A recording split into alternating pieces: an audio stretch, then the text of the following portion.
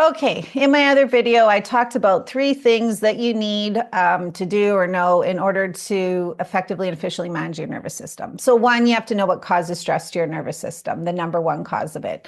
That's in another video. Two, you need to know what you actually need and want in life, so that you're not filling this void or triggers because you don't have it. That's in another video. So this video, what is it about? It's going to be about triggers, unresolved triggers. Here's the reality. Us humans, irregardless of what age you are, you're basically an accumulation of your life experiences and the beliefs you formed while having those experiences, the meanings created. So when you're born, your brain is blank. There's nothing in it, or at least not that I know of. Then as life goes on, which it does every second of the day, things happen. You have five senses. Your five senses bring in data. You have a brain. Your brain processes what's going on and things get stored. So here's the deal. You're now today's age, whatever age that is, and looking back on all those years, you've had a lot of seconds of life and you've had a lot of experiences, and there's a lot of stuff recorded somewheres inside of you. So how does that impact you today? Well, it's how our brains work. Our brains, we basically still have the same five senses. We bring in data of what's happening today. Our brain is still processing it.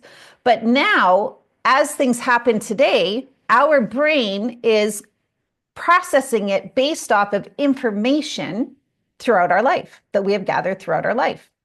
And as many of you can resonate with, there are going to be a lot of, automatic reactions that we're going to do in life because of things that happened earlier on. Why?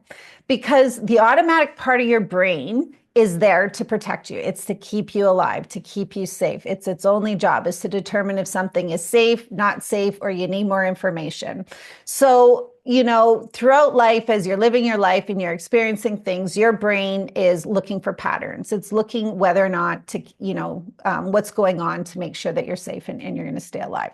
So this is where, when you have things that happened to you in the past that were painful to go through, and during that time you got really stressed, your brain got the signal that, danger, and it paid close attention to what was going on. In those types of moments, what happens is emotional response patterns are formed. So when your brain senses something's wrong, it shuts off everything else and focuses.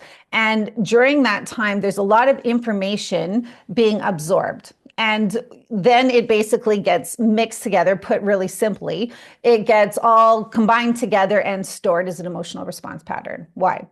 Because your brain doesn't want that to happen again. And if it does happen, it wants to make sure that you're safe, that nothing worse happens. So it assumes that, okay, way back when this thing happened, this is what you did. This is how you felt. This is what how you responded. And you're still living and breathing today, which means if it ever happens again and you do the same thing, it'll keep you alive. So that part of your brain, as brilliant as it is in protecting you, it doesn't have discretion. It doesn't know what is, good for you or not good for you, comfortable, not comfortable. It's worried about survival. So this is where, for, a really easy example is people who were bullied when they were younger. So this would have been incredibly painful to go through during that time, very isolating, very demeaning, very fearful.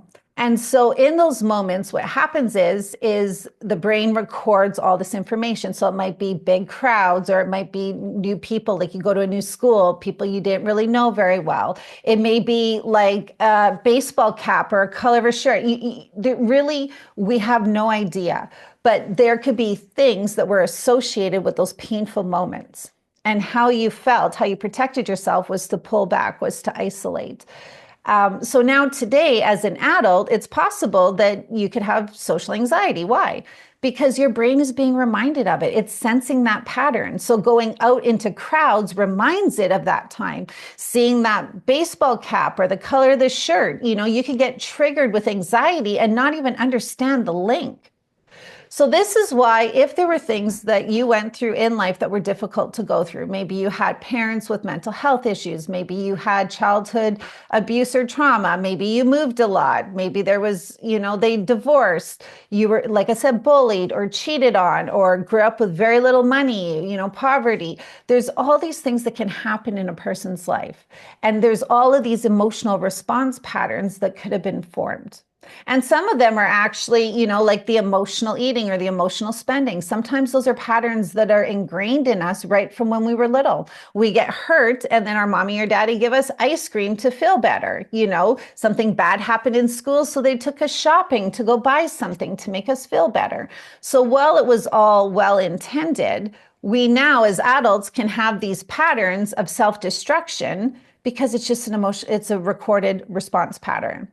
So basically, in order to, effectively have that baseline calm nervous system today, you need to step back and do the reflection of what all went on in your life and if there is anything that is yet unresolved.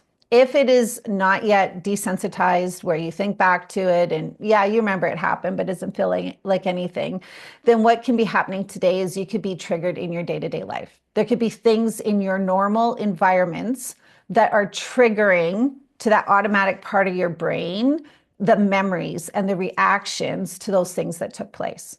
So you can be experiencing, anxiety. You could be experiencing inadequacy. You could be experiencing anger, and those are all natural emotions to feel in day-to-day life when things arise. But it may be stronger than the situation warrants. It may be more often than generally would be necessary. If that is the case, like I said, doing that reflection and then working with something like brain working recursive therapy would be incredible to help you leave those triggers in the past, desensitize them so you can truly live your life today. I'll do another video about brain working recursive therapy and how it can help with that. If this is resonating with you, feel free to reach out and book an intro call. It's free and there's no pressure to work together. I love helping people, and we could just have a conversation.